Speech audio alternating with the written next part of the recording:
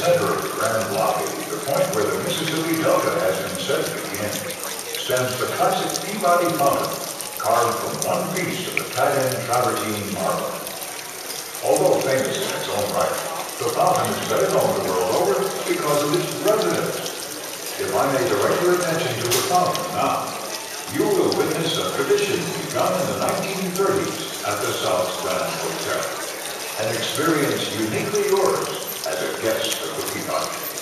Preparing to return to their penthouse on the plantation roof for the night. Ladies and gentlemen, the march of the world-famous Peabody Ducks.